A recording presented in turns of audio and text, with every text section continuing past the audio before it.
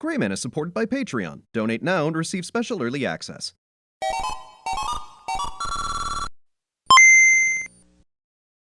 Hello everybody, I am the Gray Man, and welcome back to Dream Daddy. I was gonna try to see if I could get back to my final date with Damien, but it looks like the game has thrown me right back into some plot, so let's just get right to it. Well, it's been a long day. I'm just about ready to pack it in. After a few bites of ice cream from the freezer, I turn off all the lights and walk down the hall to my room. I wonder if Amanda's still awake. That kid needs some sleep. As I pass her room, I can hear a faint sound, but can't quite make out what it is. I get a little closer. Is she crying? I knock gently on the door. Amanda? The crying immediately stops. Not right now. Her voice sounds strained. She sniffles. I need to make sure she's okay. I open the door.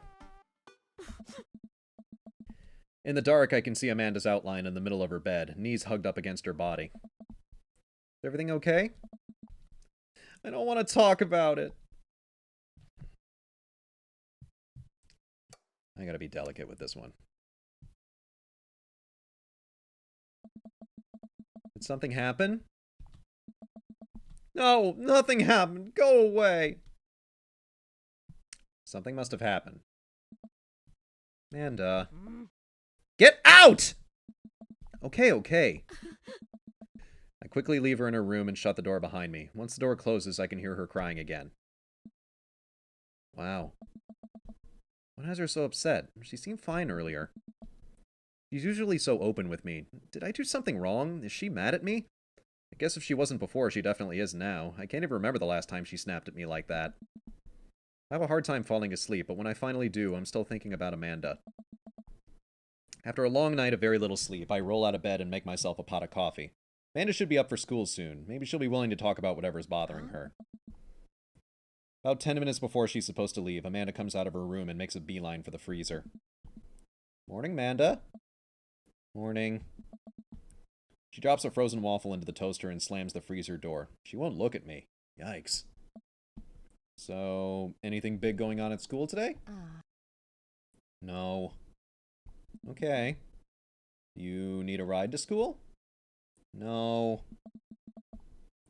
Want some coffee? Amanda pulls the toaster lever up and takes her still freezer-burned waffle out before it's finished cooking. I have to go. Amanda picks up her bag and storms out. Oh, okay. I haven't seen her act like this in a long time. It's usually short-lived, but it always hurts. Hopefully this blows over and things are back to normal soon. I sit back at the kitchen table and look at a picture of Amanda and I hanging out on a wall. And I'm still teaching her how to ride a bike. Her face is a mixture of excitement and pure unadulterated fear. Remember how determined she was. Every time she would fall off and scrape her knees, she would get up and try it again. Finally, I had to stop her because she was bleeding everywhere. Then she started to cry because she didn't think she needed bandages and wanted to keep trying. As I put the bike away, she just stood in the middle of the street and screamed. And I took her for ice cream, and it was like nothing even happened. After giving her a bit of thought, I decided that if I force her to talk about it, I'm only going to make things worse, but I have an idea. Start rummaging around for ingredients. I hear Amanda walk in the door. Instead of heading for the kitchen like she usually does, she makes a beeline to her room. She's clearly trying to avoid me. Hey, Pumpkin. What?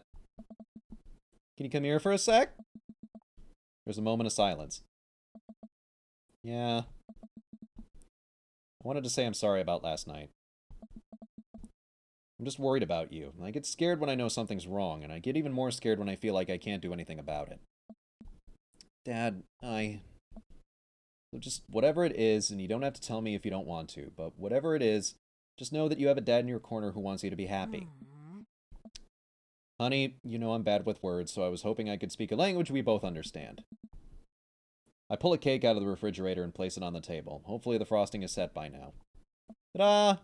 Dad! Took me a really long time because I ran out of red frosting somewhere around sad and I had to start over, and this is beautiful. Strawberry. And it gives me a big ol' hug. I grab some plates and forks and serve us up some delicious cake. So, it's really stupid. What is? This whole thing. I know I've been really weird lately and it's just, I don't even know how to explain it. I feel like I'd have to make you a chart. I'm listening. Do you want me to take notes? Oh no. I guess I should start from the top. So you know how Emma R is going to that fancy art school in California?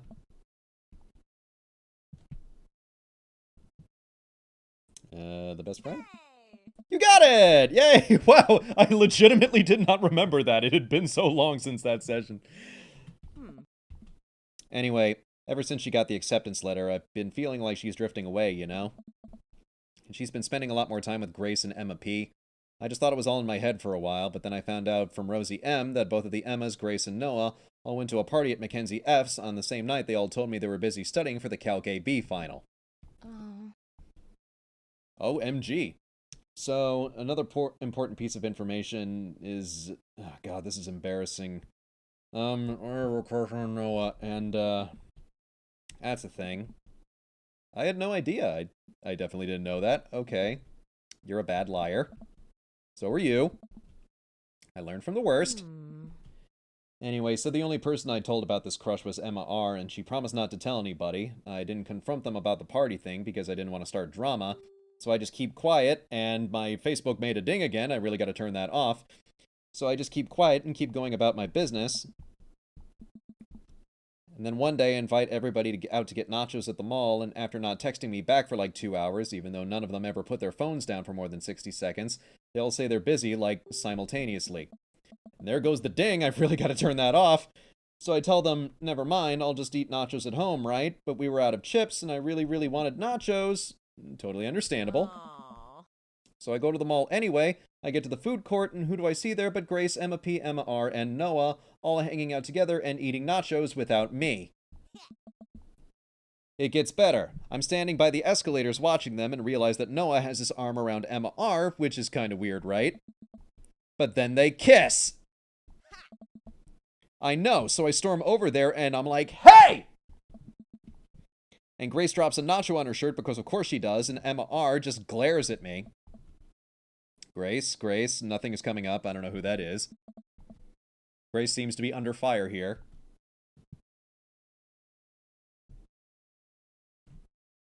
Did she poop the bed too? No, Dad, please stick with me. Grace is the one nobody really likes, or I guess that's me now. But anyway, no one will say anything, and I'm just like, you guys suck, which I realize is not the most eloquent thing to say, but I was very angry and really embarrassed, and I just wanted to get out of there. So I left, without nachos I might add, which only further contributed to this shitty day, and immediately drafted a super long text to the group chat asking them why they've been so weird. And I wrote another one to Emma R asking how long Noah's thing has been going on, and... Sorry, I know that's a lot. Are you still following? I am 8 minutes into this episode, and this is still going on. Oh, okay. Get a load of this. Emma R says, you know what? Let me just read it for you. Amanda pulls out her phone and reads, word for word, an arduously long string of text messages. Can you believe that? I cannot believe that. I care so much about Amanda's social life and mental well-being, but man, I do not understand what she's talking about. This is all beyond me, and I am trying my hardest to be supportive. Oh no. They were dating in secret for months. So I told her she's been a really terrible friend, and she's like, well, if you think I'm so terrible, then just stop being my friend. And I was like, okay. And then she left me on read? And then, wait, left me on read? What's that? Yeah, I said the same thing, me. She saw my message and didn't reply, and I know because there are read receipts. I don't know what read receipts are, but I'm just going to nod and pretend I understand. Gotcha. So while all this is happening, I'm talking to Emma P about how mad I am because she's at least being kind of reasonable, and I'm venting to her about how pissed I am at everybody and stuff. And then out of nowhere, Noah texts me and is like, how could you say that about me? I'm like, say what about you? And he tells me that Emma P sent screenshots of everything I told her to the group chat that I got kicked out of. Alright, I think you lost me at screenshots, but that definitely sounds bad. There's so much more, but honestly, it's all just really stupid teenager stuff. The bottom line is that everybody dropped me, half of my grade hates me, and now I have no friends. Amanda, I'm so sorry. I almost expected it from everybody else, but Emma R's been there since Dad died. Can't believe she would just stab me in the back like that. I'm not even that mad that she's dating Noah. I'm just upset that she lied to me about it for so long. Amanda stabs at the remnants of her cake.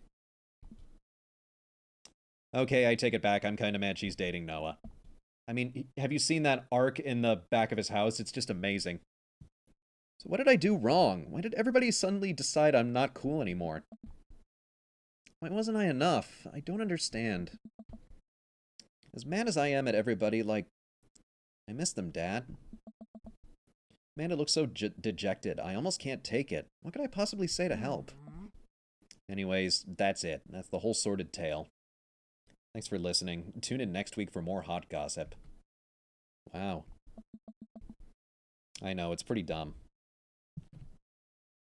It's not dumb. Oh, it's a stupid thing to be upset over. Amanda, your feelings are real. Don't ever be mad at yourself for having feelings. I guess. Unless you've secretly been a robot who's been approximating human feelings this whole time, or you're possibly just a character in a video game and every single one of your thoughts and responses has been pre-programmed, but that would be ridiculous. Dad, if I was a robot, I would have transformed into a monster truck a long time ago. But seriously, I know you probably don't want advice, but I feel like it's my duty as a dad to bestow upon you a few nuggets of fatherly wisdom. High school sucks. Honey, high school sucks. You make friends with people just because they're there. When you're still living in your own hometown, that's a pretty small pool of people to choose from. But once you go to college, and once you get out into the real world, you're going to be exposed to all sorts of people, and it's going to be easier to make friends with people who really get you. Some of those friendships can last a lifetime. I mean, look at me and Craig. And some of them only last a little while, and that's okay too. You're going to make so many awesome new friends at art school. Ultimately, I think this says way more about their character than it does about yours, because you're amazing, and if they can't see that, well, then that's their problem. I'll keep that in mind. I look down at the table. Did we just eat that whole cake? Oh no, my insulin! Yes, we did just eat that whole cake. Oh no, my insulin! Manny gets up to go to her room. Before she closes her door, she turns around. Hey, Pops. Thank you. You're always welcome. Love you, Amanda. I love you too, Dad.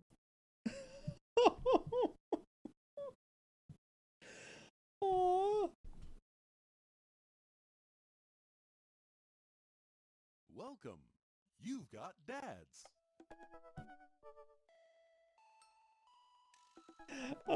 That ending was really sweet. Yeah, I'm glad Amanda's doing okay. I'm a little caught up with that right now because that was really adorable. So, you know what? I'm actually gonna call this episode here. We'll get to my final date with Damien in the next one. And, yeah, thanks a lot for watching. Please like, comment, and subscribe, and I'll see you guys next time.